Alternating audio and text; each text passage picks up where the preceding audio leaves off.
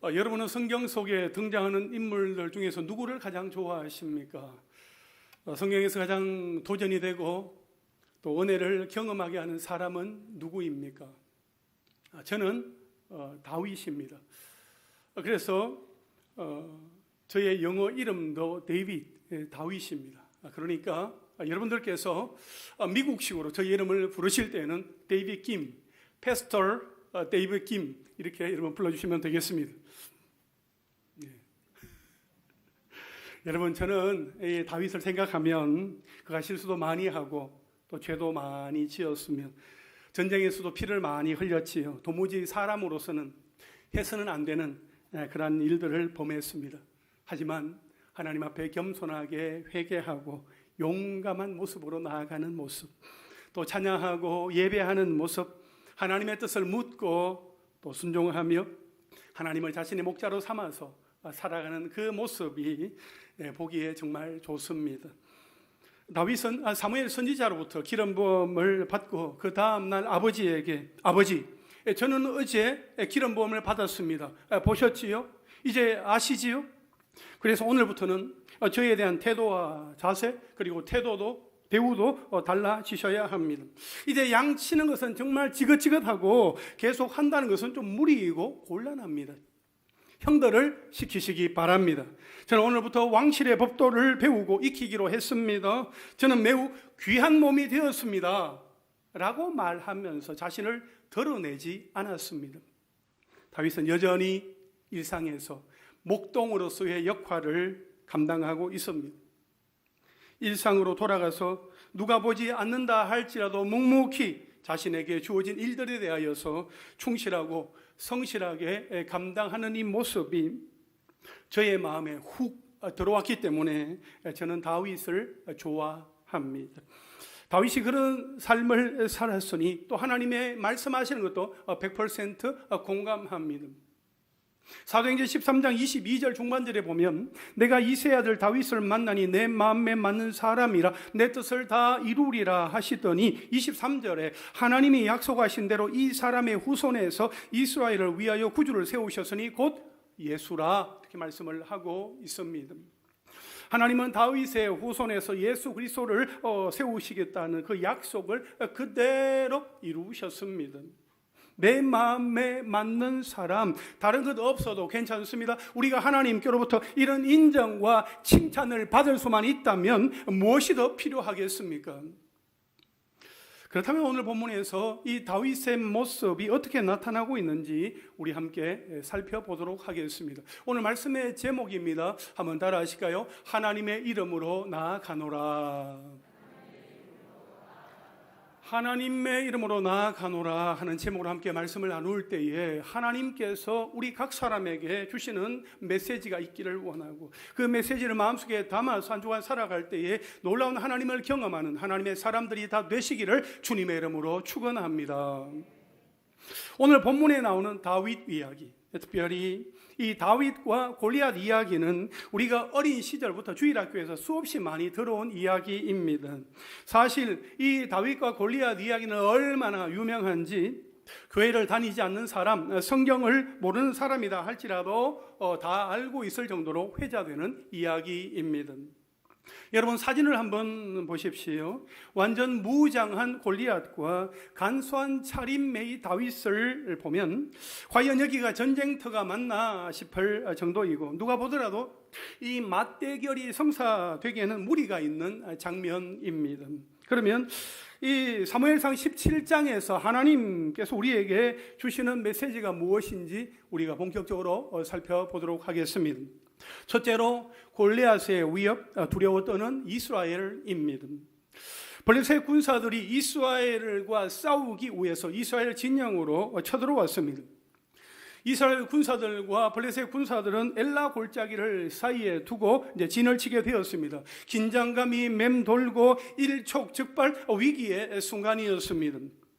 그때 블레셋 진영에는 싸움을 도두는 자, 그러니까 가장 뛰어난 전사라는 의미를 가지고 있는 골리앗이 있었습니다. 성경 우리에게 이 골리앗이 얼마나 위협적인 인물이었는지를 설명해 주고 있습니다. 그의 키는 6규빗 한 뼘이라고 했습니다. 이 한 규빗은 가운데 중지 끝에서 팔꿈치까지 한 45cm 정도 되는데 좀 크신 분들은 한 50cm가 될 수 있겠죠. 한 뼘은 한 15cm에서 20cm입니다. 그러니까 한 3m가 되는 거대한 사람입니다. 아주 가드 사람인데 이들은 네피림의 후손이었습니다. 머리에는 노투구를 썼습니다. 몸에는 비늘 갑옷을 입고 있는데 그 무게가 노스로 5,000세겔이라 했습니다. 이런 무게로 킬로그램으로 환산하면 57kg입니다. 여러분 제 어깨에 57kg이라는 사람을 이렇게 얹고 이렇게 전쟁터로 나간다 싸운다 한번 생각해 보십시오. 이거 참 굉장한 무게인 것입니다. 다리에는 놋 각반을 했고 어깨 사이에는 놋 단창이 있었습니다.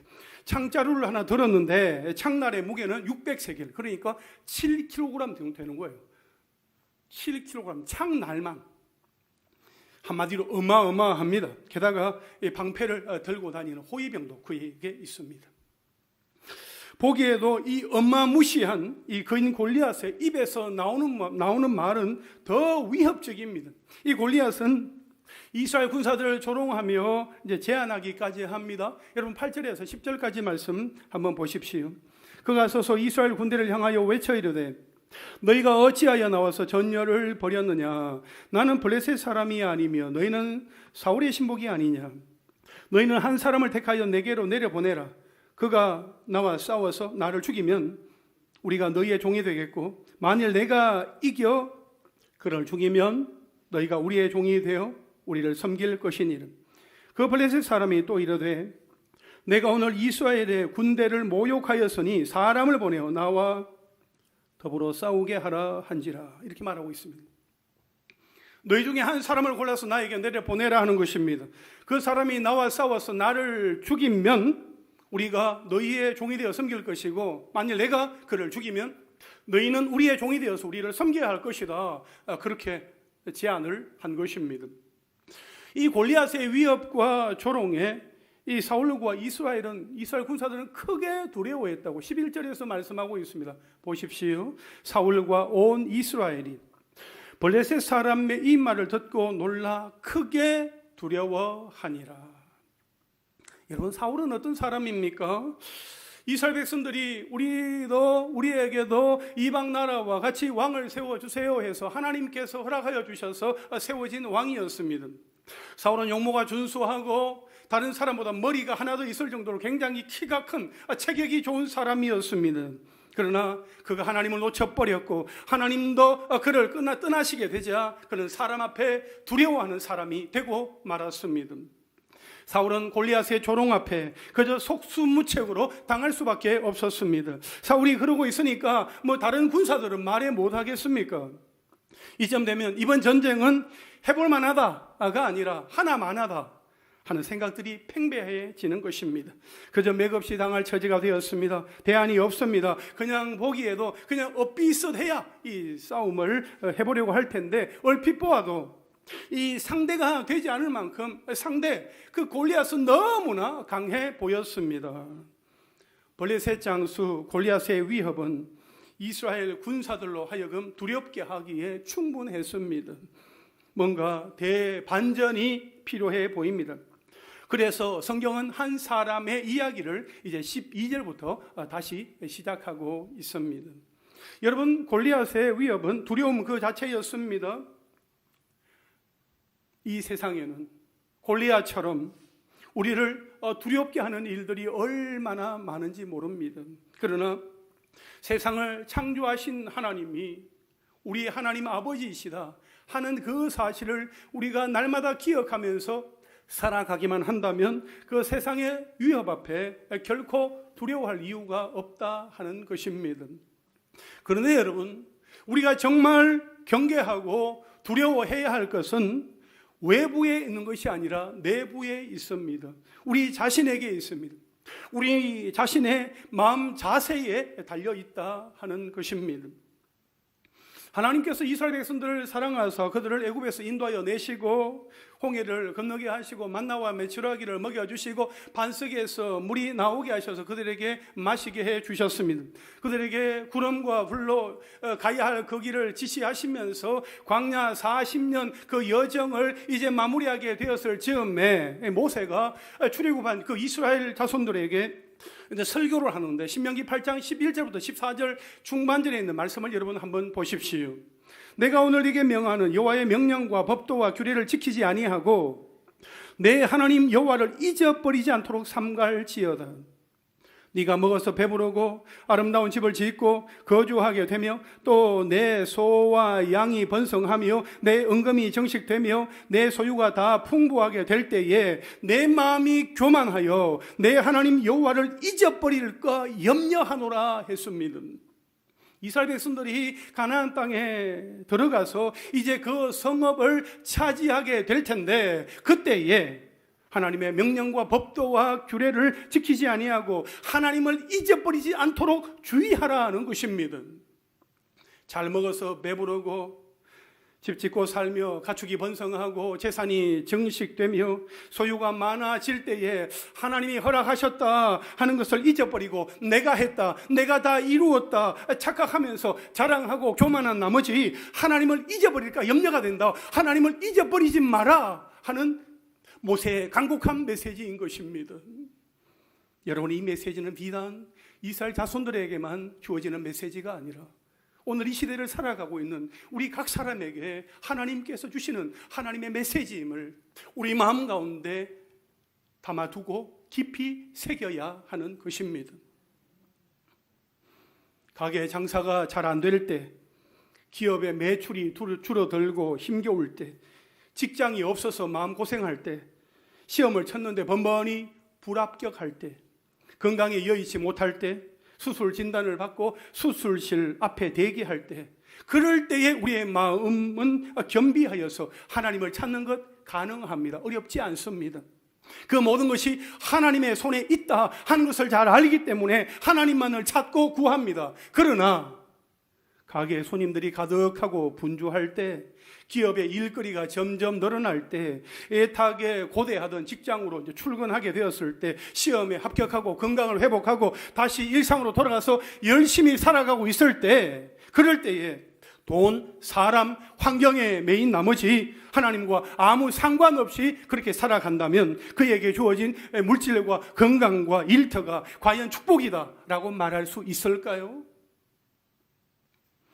여러분, 우리의 일이 잘 될 때뿐만 아니라 잘 안 될 때, 잘 안 될 때뿐만 아니라 잘 될 때에도 하나님을 잊어버리고 떠나는 일이 없도록 경계하고 두려워해야 합니다. 여러분, 우리는 이런 성도들이 다 되었으면 좋겠습니다. 우리 모두 하나님이 우리에게 아무리 많은 복을 주셔도 우리의 믿음이 흔들리거나 변하지 아니하고 하나님을 찾아 예배하며 하나님의 말씀대로 살아간다 하는 것을 보여주는 축복자들이 다 되었으면 좋겠습니다. 할렐루야. 힘들고 어려울 때는 그렇게도 기도의 자리에서 하나님 날 좀 살려주세요. 하나님 날 좀 새롭게, 나를 좀 고쳐주세요. 그렇게 하나님을 찾다가 살만하다 싶을 때는 하나님보다 내 삶의 방식만을 쫓아서 정신없이 살아간다면 얼마나 안타까운 일이겠습니까? 여러분, 골리앗 같은 그 세상의 위협은 우리를 두렵게 합니다. 우리를 떨게 합니다. 하지만 정말 우리가 경계하고 두려워해야 할 것은 하나님을 잊어버리는 것입니다. 내가 정말 잘 될 때에 하나님을 잊어버리는 거예요. 하나님을 잊어버리지 않도록 우리는 그것을 경계하고, 하나님을 잊어버리게 될까봐 하나님을 우선순위에서 내려놓고 다른 그 무엇이 하나님 앞에서 내가 더 좋아하는 우선순위가 될까봐 우리는 그것을 경계해야 되는 것입니다. God first. 하나님이 항상 우리에게 먼저가 되셔야지 다른 그 무엇이 우리의 먼저가 되어서는 안 된다 하는 것입니다. 할렐루야. 바라옵기는 늘 하나님을 기억하고 하나님을 의지하며 살아감으로 말미암아 하나님 안에서 진정한 자유와 평안을 누리며 살아가시기를 주님의 이름으로 축원합니다. 둘째로 다윗의 분노, 세상 사람들의 분노입니다. 골리앗의 위협 앞에 이렇게 두려워 떠는 이스라엘 군사들과는 달리 이 골리앗을 상대할 이 한 사람의 이야기가 이제 12절부터 이제 시작이 되지요. 그 주인공은 바로 다윗입니다. 다윗의 아버지 이새는 그의 세 아들 엘리압과 아비나답과 삼마가 사울 왕을 따라서 전쟁터로 이제 출정을 했는데 이제 40일이 경과하다 보니까 이제 그 소식이 이제 궁금해지게 되었습니다. 그래서 막내 아들 다윗에게 형들에게 가서 그곳 전쟁터 상황이 어떤지 한번 알아보고 오너라 하면서 도시락 심부름을 시켰습니다. 다윗은 이 도시락을 들고 이제 빙글빙글 돌리면서 가면서 형님들 하면서 형님들을 이제 찾아갑니다. 그때 그곳에서 블레셋 군대의 진영에서 들려오는 소리를 듣게 됩니다. 22절부터 24절까지 말씀 한번 보십시오. 다윗이 자기의 짐을 지키는 자의 손에 맡기고 군대로 달려가서 형들에게 문안하고 그들과 함께 말할 때에 마치 블레셋 사람의 싸움 도두는 가드 사람 골리앗이라 하는 자가 그 전열에서 나와서 전과 같은 말을 하며 다윗이 들으니라. 이스라엘 모든 사람이 그 사람을 보고 심히 두려워하여 그 앞에서 도망하며 이렇게 말하고 있습니다. 이스라엘 군사들과 블레셋 군사들이 그 엘라 골짜기를 사이에 두고 대치하고 있을 때에 이 골리앗이 이스라엘 군사들을 모욕하고 정말 자존심을 상하게 하는 그런 말을 했습니다. 그때 다윗이 그 말을 들은 것이죠. 이스라엘 모든 사람들이 골리앗을 보고 두려워해서 도망하면서 이렇게 말합니다. 이야, 저 골리앗은 정말 우리 이스라엘 군대를 모욕하러 온 것이 정말 틀림없다. 그런데 저 골리앗을 죽이면 왕이 금일봉을 하사하신다네. 그리고 딸을 주어서 사위로 삼고 아버지 집에 그 세금 문제도 면제를 해준다고 하시네. 이야, 좋은 기회이긴 한데 사울은 골리앗은 너무 두려운 존재야. 그 말을 듣고 있던 이 다윗이 말을 합니다. 26절 말씀 한번 보시겠습니까? 다윗이 곁에 서 있는 사람들에게 말하여 이르되 이 블레셋 사람을 죽여 이스라엘의 치욕을 제거하는 사람에게는 어떠한 대우를 하겠느냐? 이 할례받지 않은 블레셋 사람이 누구이기에 살아계시는 하나님의 군대를 모욕하겠느냐? 이렇게 다윗이 말합니다. 다윗은 분노했습니다. 골리앗이 하나님의 군대, 하나님의 백성을 모욕하는 것을 보고 그것을 하나님께 대한 모욕으로 간주하여 그 치욕을 제거하고자 의로운 분노를 가졌던 것입니다. 다윗은 왕이 주는 그 어떤 보상이나 상급이나 칭찬보다 이스라엘의 치욕을 제거하는 그 일에 관심이 있었습니다. 한편 이 다윗의 분노에 대하여서 큰형 엘리압이 오히려 분노를 합니다. 여러분 28절 중반절에 보십시오. 네가 어찌하여 이리로 내려왔느냐? 들에 있는 양들을 누구에게 맡겼느냐? 나는 네 교만과 네 마음의 완악함을 아노니 네가 전쟁을 뭐하러 왔도다?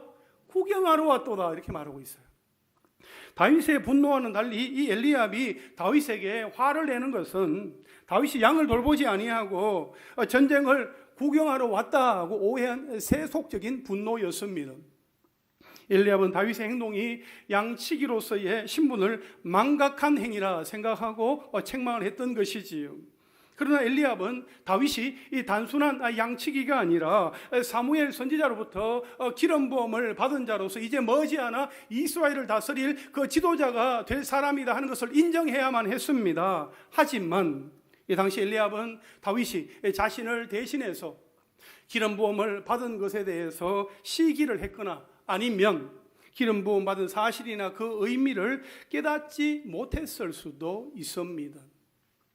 어쨌든 이 엘리압의 분노는 다윗의 그 본심을 알지 못한 지적이었습니다.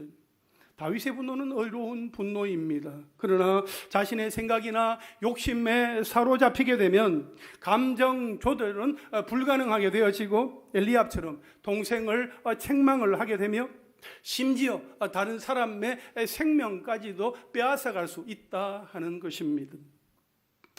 창세기 4장에 보면 가인이 동생 아벨과 함께 하나님 앞에 제사를 드렸는데 동생 아벨과 그의 제사만 하나님께서 받으셨다는 그 사실을 알게 되었을 때 그는 굉장히 분노했습니다.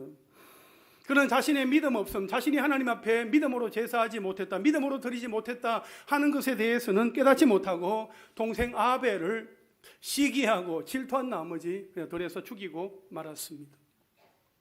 이처럼 오늘날에도 분노를 조절하지 못하여서 많은 사건들이 일어납니다. 층간 소음의 문제로 이웃과 다투고 심지어 해치기도 합니다. 주차 문제로 분노한 나머지 그냥 아파트 출입구에 그냥 자기의 차를 그냥 세워놓고 가버립니다. 길 가는데 째려보았다는 이유로 상대방을 폭행합니다. 기분 나쁜 말을 했다고 하면서 뒤따라가면서 해코지를 합니다. 만남을 거부했다고 앙심을 품고 집으로 찾아가서 가족들을 해칩니다. 이 분노 조절 장애로 인한 사건 사례들을 정리하자면 정말 많습니다. 끝이 없습니다. 코로나19로 인하여서 사람들의 마음들이 더 조급해지면서 쫓기고 불안한 그런 모습들이 외부로 표출이 되어지는 가운데 분노를 조절하지 못하고 자기 마음대로 자기 감정대로 행동을 하다 보니까 얼마나 많은 희생자들이 나오는지 모르겠습니다. 사랑하는 여러분, 우리는 일상에서 순간순간 마음이 상하고 분노가 일어날 때가 있습니다. 그럴 때마다 인내와 지혜 그리고 배려가 좀 더 필요해 보입니다. 우리 안에 계시는 성령으로 말미암아 우리가 만나는 사람들에게 예수를 믿든 믿지 않는 사람들이든 그 사람들에게 우리의 말과 행동이 본이 될 수 있게 되기를 간절히 바랍니다. 잠언에 보면 이런 말씀들이 있습니다. 잠언 12장 16절에 보면 미련한 자는 당장 분노를 나타내거니와 슬기로운 자는 수욕을 참는다 했습니다. 잠언 15장 1절에 보면 유순한 대답은 분노를 쉬게 하여도 과격한 말은 노를 격동한다고 했습니다. 잠언 29장 11절에 보면 어리석은 자는 자기의 노를 다 드러내어도 지혜로운 자는 그것을 억제한다고 했습니다.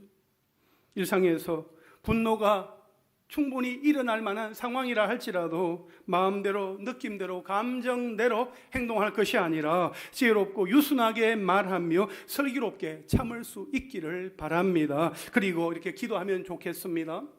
디모데전서 2장 8절 말씀에 보니까 그러므로 각 처에서 남자들이 분노와 다툼이 없이 거룩한 손을 들어 기도하기를 원하노라 했습니다. 남자들뿐만 아니라 남녀노소 가리지 아니하고 모두가 다 분노와 다툼이 없이 거룩한 손을 들고 하나님 앞에 기도하며 나아갈 수 있게 되기를 원합니다. 우리가 찬양할 때나 믿음의 고백을 할 때 손을 든다는 것은 어떤 의미라고 했습니까? 하나님 앞에 항복을 한다는 것입니다. 하나님, 더 이상 나에게는 답이 없습니다. 그 모든 답은 하나님께 있습니다. 하나님께서 나를 도와주셔야 합니다. 하나님, 내가 하나님 앞에 나아갑니다. 하나님 앞에 항복하며 기도하며 나아갈 때에 하나님의 놀라운 은혜가 우리에게 날마다 때마다 더하여지게 될 줄로 믿습니다. 여러분, 우리가 살아가면서 세상의 죄와 또 불의 그리고 사탄의 위협 앞에서는 우리가 분노하되 사람들에 대해서는 우리가 정죄하기보다는 용서하고 품고 더욱 화평할 수 있게 되기를 원합니다. 그리고 오히려 그들을 축복하며 거룩한 손을 들고 하나님 앞에 기도하며 나아가는 하나님의 사람들이 다 되시기를 주님의 이름으로 축원합니다. 마지막 셋째로 이 다윗의 분노는 결국 이 골리앗 앞에 서게 합니다. 여러분 한번 따라 하실까요? 골리앗 앞에 선 다윗. 골리앗 앞에 선 다윗. 다윗이 골리앗에 대하여서 분노하며 말한 내용이 이 사울 왕의 귀에 이제 들어가게 되었습니다. 이 사울 왕이 다윗을 부릅니다. 이 다윗은 사울 왕 앞에서 조금 더 이제 거리낌 없이 말을 하지요. 32절에 보면 그로 말미암아, 누구로 말미암아? 골리앗으로 말미암아 사람이 낙담하지 말 것이라. 주의 종이 가서 저 블레셋 사람 골리앗과 싸우리라. 그렇게 다윗이 말한 것입니다. 다윗은 사울 왕에게 골리앗에게로 나아가서 싸우겠다고 말합니다. 하지만 사울 왕은 걔 염려가 되어서 말합니다. 너는 저 블레셋 장수와 맞서서 싸울 수가 없어. 너는 소년이고 저 사람은 어렸을 때부터 용사였던 거야. 어림없어. 어려운 일이야. 불가능해. 그러자 다윗은 조금의 망설임이나 주저함도 없이 자신의 경험을 사울 왕에게 말해줍니다. 여러분 다윗의 말을 여러분 잘 한번 보십시오. 34절부터 37절까지의 말씀입니다. 다윗이 사울에게 말하되 주의 종이 아버지의 양을 지킬 때에 사자나 곰이 와서 양떼에서 새끼를 물어가면 내가 따라가서 그것을 치고 그 입에서 새끼를 건져내었고 그것이 일어나 나를 해하고자 하면 내가 그 수염을 잡고 그것을 쳐 죽였나이다. 주의 종이 사자와 곰도 쳤은즉 살아계시는 하나님의 군대를 모욕한 이 할례받지 않은 블레셋 사람이니까 그가 그 짐승의 하나와 같이 되리이다. 또 다윗이 이르되 여호와께서 나를 사자의 발톱과 곰의 발톱에서 건져내셨은즉 나를 이 블레셋 사람의 손에서도 건져내시리이다. 여러분 다윗의 말 대단하지 않습니까?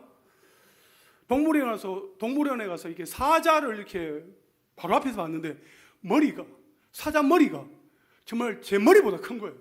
와, 그렇게 큰 사자 곰이 공격해 옵니다. 다윗이 양떼를 돌보고 있는데 공격해 와요. 그 사자나 곰이 그 어린 양을 이렇게 물고 가면 다윗이 어떻게 했다고요? 쫓아가서 그 양 새끼를 잡고 그 곰이나 사자가 막 달려들면 막 수염을 잡고 이렇게 흔들면서 쳐 죽였다는 거예요. 대단한 것 같습니다, 정말. 그러니까 이 사자와 곰의 발톱에서 나를 건져주신 하나님께서 저 블레셋 사람에게서도 건져주실 것이라고 저는 믿습니다. 아주 담대하게 이 말하는 이 다윗의 모습을 우리는 볼 수 있습니다. 그자 사울은 이 다윗의 말을 듣고 어떻게 말합니까? 37절 하반절에 보니까 가라, 여호와께서 너와 함께 하시기를 원한다.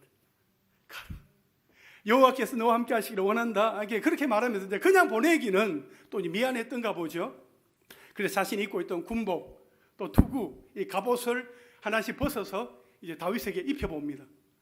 다윗이 이제 하나하나 입습니다. 사울이 입혀주는 그 갑옷을 입으니까 어때요? 이게 모양이 나오지 않는 것입니다. 이 걷기에도 익숙하지 않고 불편할 뿐이에요. 다윗은 어떻게 합니까? 갑옷을 다 이제 벗어버리고 평소대로 준비합니다. 그런데 이 다윗이 무장한 것은 대단한 것이 아니었습니다. 위협적인 것도 아니었습니다. 이 상대방을 두렵게 할 만한 무기는 더더욱 아니었습니다. 그저 매끄러운 돌 5개와 그냥 물매였습니다. 40절 말씀 보십시오. 손에 막대기를 가지고 시내에서 매끄러운 돌 5을 골라서 자기 목자의 제구 곧 주머니에 넣고 손에 물매를 가지고 블레셋 사람에게로 나아가니라 했습니다. 드디어 다윗이 골리앗 앞으로 나아가게 되었습니다.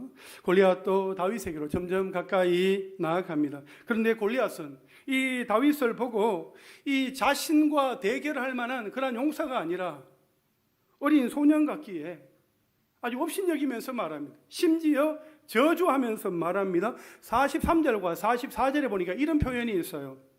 네가 나를 개로 여기고 막대기를 가지고 내게 나왔느냐? 내게로 오라. 내가 네 살을 공중의 새들과 들짐승에게 주리라.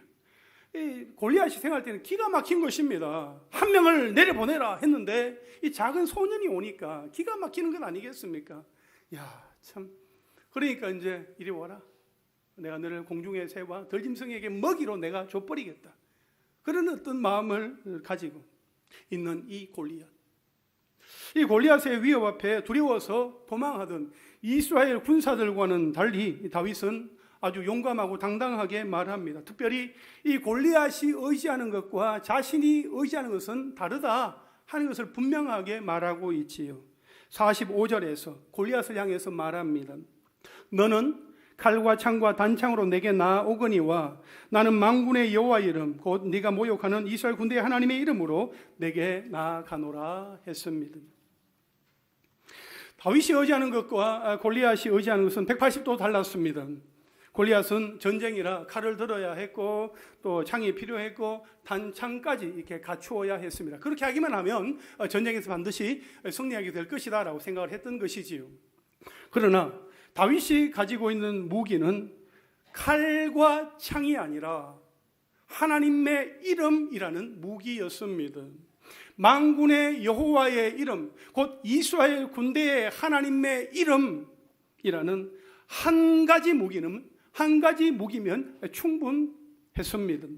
왜냐하면 다윗은 이 전쟁은 하나님께 속한 것이고 하나님이 역사하시는 전쟁이다 하는 그 사실을 확실하게 믿고 있었기 때문입니다. 무엇보다 다윗에게는 하나님이 나를 사자와 곰의 발톱에서도 이렇게 건져 주셨기 때문에 블레셋 사람의 손에서도 나를 건져 주실 것이다 하는 그 믿음이 있었기 때문입니다. 만군의 여호와의 이름, 이스라엘 군대의 하나님의 이름에서 알 수 있듯이 하나님은 전쟁의 전문가이십니다. 골리앗은 어려서부터 용사였고 현재 강한 무기로 중무장하고 있지만 정작 그의 싸움을 지도할 신은 존재하지 않는 거짓 신이었습니다. 그러나 다윗은 비록 소년이고 제대로 된 무기조차 없지만 전쟁의 전문가이신 살아계신 하나님이 그를 인도하고 있다 하는 것입니다. 할렐루야. 그러므로 세상에 그 어떤 공격이라 할지라도 하나님의 이름으로 나아가기만 하면 이기게 된다 하는 것입니다.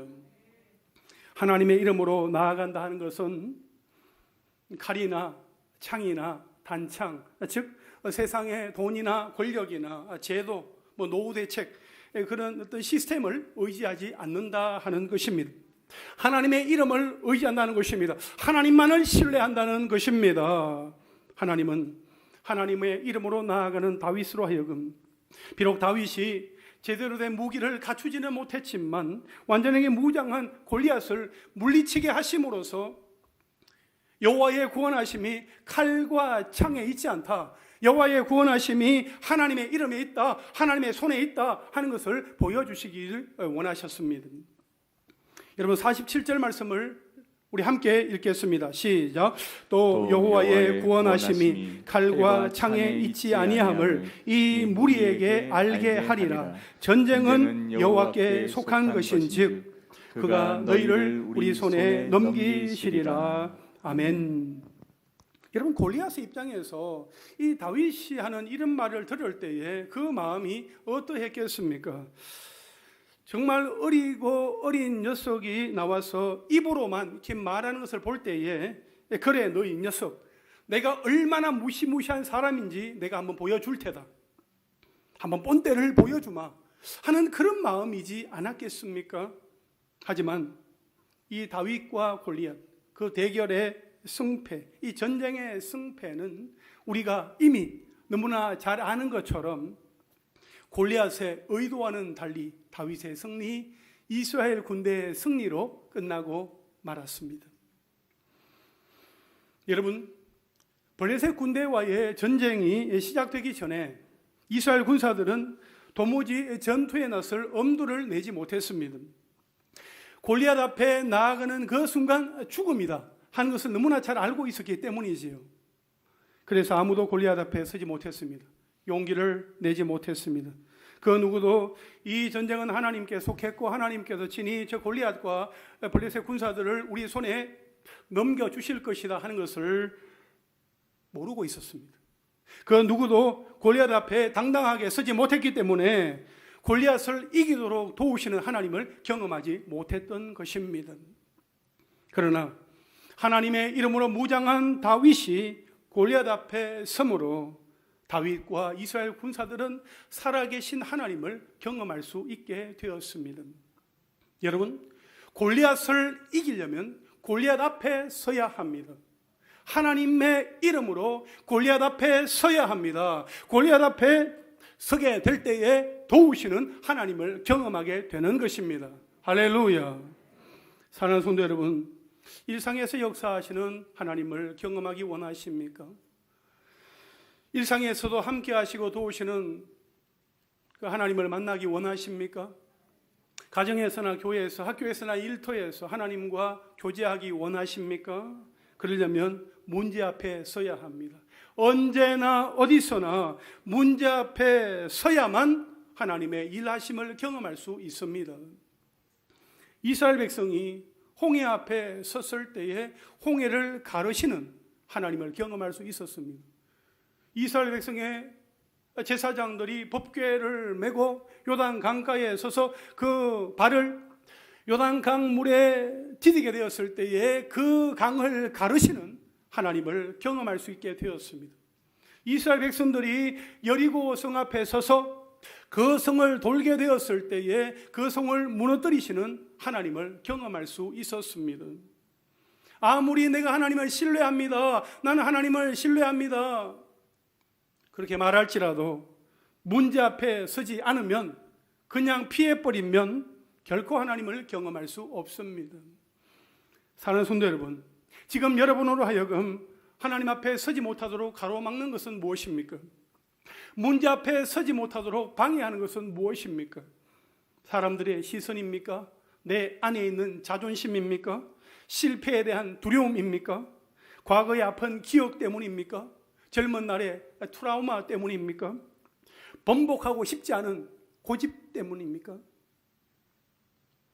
내가 하나님의 자녀임을 확신한다면, 내가 그리스도 예수의 사람인 것을 확신한다면, 내가 누구든지 그리스도 안에 있으면 새로운 피조물이라, 이전 것은 지나갔으니 보라 새 것이 되었도다 하는 그 말씀을 내가 확신한다면, 예수 그리스도 안에서 참된 자유와 안식을 누리기를 원한다면 더 이상 주저하지 마시고 그 문제 앞에 서시기를 간절히 바랍니다. 내 문제의 답은 하나님께 속해 있습니다. 내 삶의 정답은 하나님께 있습니다. 하나님을 구하십시오. 하나님의 이름으로 내 삶의 문제 앞에 당당하게 섬으로 말미암아 내 삶 가운데 역사하시는 하나님을 경험하는 저와 여러분 우리 모두가 될 수 있기를 주님의 이름으로 축원합니다. 이제 오늘 말씀 한 구절 읽고 말씀을 마무리하겠습니다. 잠언 29장 25절 말씀입니다. 우리 함께 읽겠습니다. 시작. 사람을 두려워하면 올무에 걸리게 되거니와 여호와를 의지하는 자는 안전하리라. 아멘. 사람을 두려워하면 올무에 걸리거니와 여호와를 의지하는 자는 안전하리라 말씀하고 있습니다. 세상은 우리를 향하여 공격해 옵니다. 세상에 위협이 있습니다. 세상은 칼과 창과 단창이 있으면 모든 것을 이길 수 있다, 감당할 수 있다, 그렇게 생각을 하고 그것을 요구합니다. 그 칼과 창과 단창은 돈과 권력과 제도, 노후 대책 같은 시스템을 말하는 것입니다. 그것만 있으면 안전하다. 그러면 그것을 갖추지 못한 상태면 어떻게 되나요? 두려운 것입니까? 염려가 되는 것입니까? 그렇습니다. 그러나 칼과 창과 단창을 가지고 나아오는 세상과는 달리 우리에게 있는 가장 강력한 무기인 하나님의 이름을 가지고 우리는 나아갈 수 있게 되기를 간절히 원합니다. 하나님의 이름으로 나아가게 될 때에 그 이름이 우리로 하여금 승리케 하여 주실 줄로 믿습니다. 전쟁은 하나님께 속한 것입니다. 하나님을 의지하며 나아가는 사람은 하나님 주신 놀라운 승리를 경험하게 되는 것입니다. 여러분, 세상의 위협 앞에 두려워하지 마십시오.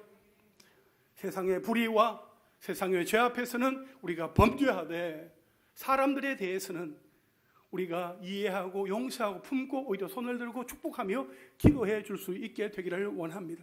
내 삶에 여러 가지 문제가 있을 때에 두려워하며 염려하며 떠는 것이 아니라 하나님의 이름으로 나아감으로 말미암아 하나님께서 주시는 그 놀라운 승리를 경험하는 하나님의 사람들이 다 되시기를 주님의 이름으로 축원합니다. 할렐루야. 아멘.